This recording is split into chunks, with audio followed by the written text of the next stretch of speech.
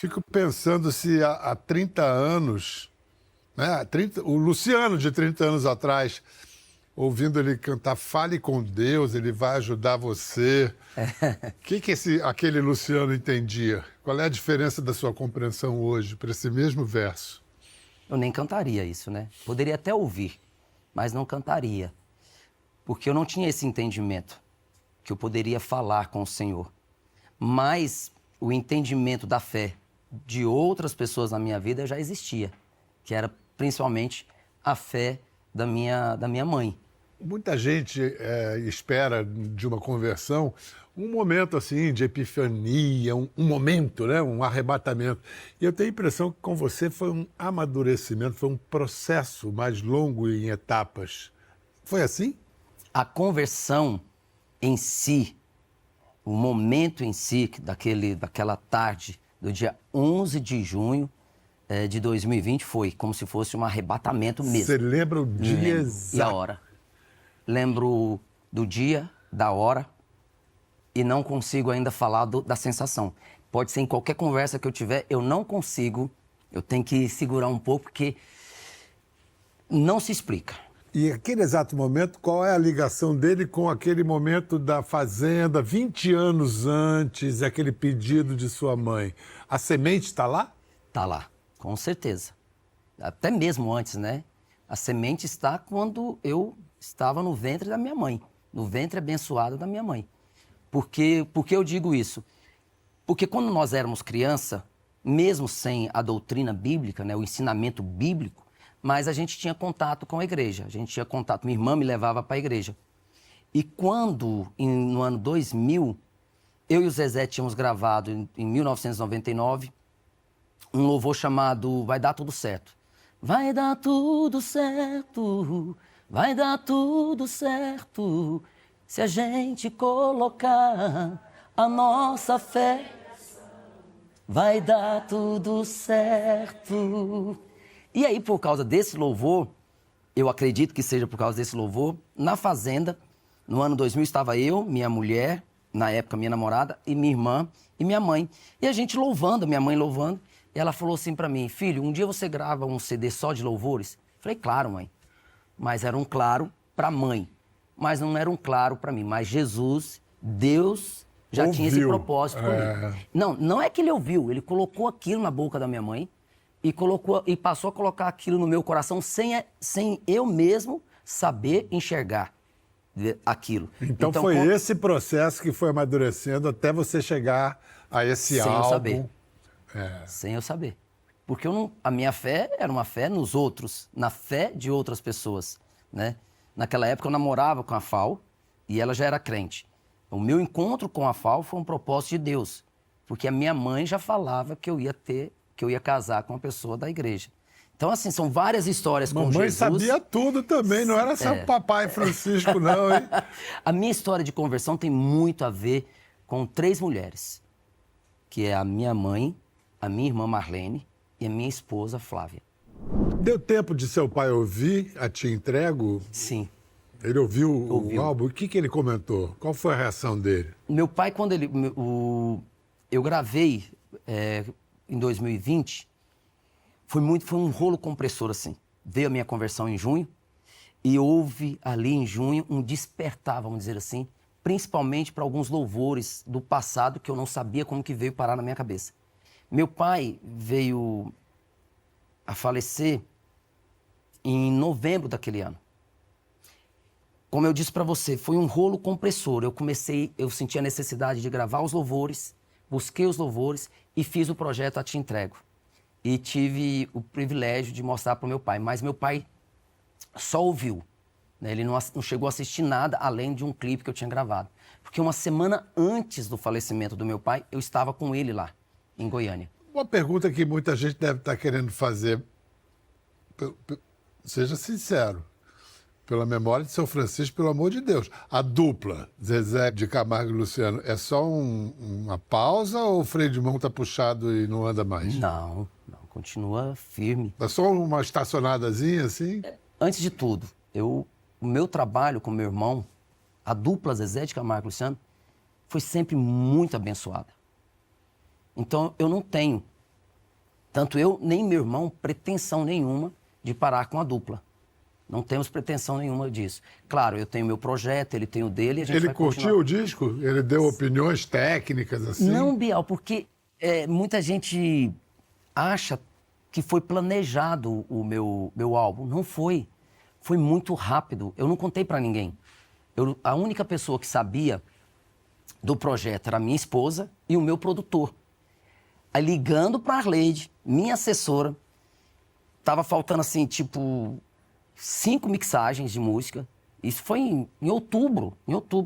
Eu liguei pra ela e aí ela falou, não, você tem que mostrar isso pra todo mundo. Eu falei, não, Arleide. Ela, não, você tem que mostrar. Foi quando ela resolveu mostrar sem falar comigo pro Fantástico. O Fantástico que lançou o projeto A Te Entrego. E acabou terminando num álbum completo lançado nas plataformas e também um especial. Aí, naquela época, eu liguei pro meu irmão, mandei a música para ele, falei, Zé, eu gravei esse louvor, tá pronto, o que você acha? Aí ele mandou a mensagem para mim, falando, não, ele estava na fazenda, todo mundo isolado, e ele falou, não, tá lindo. Eu sempre tive um apoio muito grande do Zezé em tudo em minha vida. Cantando, Bial, hoje eu falo para as pessoas, se eu hoje canto, né, e posso fazer diversas vozes, parte importantíssima disso eu devo ao meu irmão. Que muitas vezes, quando eu ia lá e punha voz, ele me ligava e falava assim, seu preguiçoso. Eu falei, por que, Zezé? Ele falou, por que você não cantou aqui? Por que você não fez isso aqui? Aí eu voltava pro estúdio, naquela época não tinha a facilidade que tem de gravar hoje. E ele estava certo. E ele estava certo. Mas boa parte importantíssima da minha vida O Arado foi meu irmão. Foi meu irmão. Ele que me ouviu a primeira vez em 89, no dia 23 de dezembro de 89, e disse para mim, você canta bem. Você é uma pedra preciosa, mas precisa ser lapidada. Em 99 eu conheci a Fal e em uma desses convites que eu fazia para ela sair comigo, que ela não aceitava, ela aceitou ir para Goiânia comigo, para ir visitar a minha mãe. Eu tinha umas reuniões em Goiânia e fui direto para casa da minha mãe. Quando eu cheguei na casa da minha mãe, a minha mãe ficava olhando para a Fal assim e eu não entendi por quê. E eu não contei que eu estava começando a namorar com a Flávia, com a Fal. Eu falei que ela era minha amiga e arquiteta. A Fal teve que sair para falar com a mãe dela. Nesse momento que ela saiu da sala, a minha mãe pegou na minha mão, fez assim, dá a sua mão aqui. Não precisa mentir para mim. Ela é sua namorada e você vai casar com ela. Ela é resposta de oração minha. Eu falei, mãe, tá bom. Dona Helena. Dona Helena. Fala sério. Aí, não dei moral de novo para ela. Voltamos para São Paulo. Continuei convidando a Fal para sair. A gente viajava muito. Eu viajava assim, não tinha dia para ficar em São Paulo. Aí, quando sobrava um dia, eu convidava ela para sair. E aí, uma vez eu chamando ela para sair à noite, num domingo, falei, vamos? Ela falou, não posso. Aí aquilo, falei, mas por que não pode? Eu sempre te chamo e você não vai. Ela falou, porque eu tenho igreja para ir. Quando ela falou, eu tenho igreja, eu falei, você é crente? Ela falou, sou. Aí eu falei, minha mãe falou que eu vou casar com você. Naquele dia ali, Deus já tinha um propósito, já sabia que seria mais uma mulher entrando na minha vida para orar pela minha vida e orar pela minha conversão. E ela fez isso. Só que ela nunca, tirando uma ameaça que ela fazia, né? Mas ela nunca... Que tipo de ameaça? Ela falava assim para mim, olha, a salvação, eu não trago salvação. Quem traz a salvação é Jesus. E não adianta pegar no meu pé. Eu vou subir, você vai ficar. Isso ela falava para mim. A salvação é individual. A salvação não é coletiva. E aí, eu não é que eu ficava com medo, mas ficava com aquele... Te mandou a letra, né? O verbo. Luciano Camargo, que percorreu a carreira inteira cantando em estádios no Brasil todo, aí de repente está num grupo de louvor. É uma outra relação com a música? não sei se eu diria uma outra relação com a música. Porque eu cheguei a gravar um louvor, eu com o Zezé, mas não tinha adoração. E aí, eu fico olhando, ali é um adorador antes do cantor. Adorador mesmo. Eu lembro que eu fui pro estúdio, coloquei voz nessa música junto com o pastor Guilherme Andrade. Eu estava muito, muito inseguro, pondo voz. Eu estava acostumado a adorar o Senhor na minha casa, no meu íntimo, né, lavando louça, em casa. Ali foi quando eu peguei o profissional e para servir a igreja, para servir ao Senhor com a minha voz. Eu queria levar a voz gravada porque eu tenho medo de repente, acontecer alguma coisa, ou errar a letra, ou desafinar. E nós passamos 4 vezes ali. 4 vezes. E nenhuma vez foi o gravado. Na última vez que nós passamos,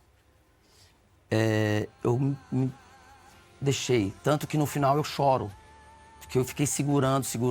E ali eu vi que não adianta segurar quando você está tendo algo de dentro para fora. Porque é diferente, Bial. É diferente. Você louvar porque vem de dentro para fora. É a manifestação do Espírito Santo. É a manifestação divina colocando em você ali. Colocando você ali. Não precisa gravar. E aí, a providência. A providência divina me colocou ali daquela forma. E eu lembro disso. Eu lembro que foi realmente o adorador. Foi Deus falando, cante, só cante.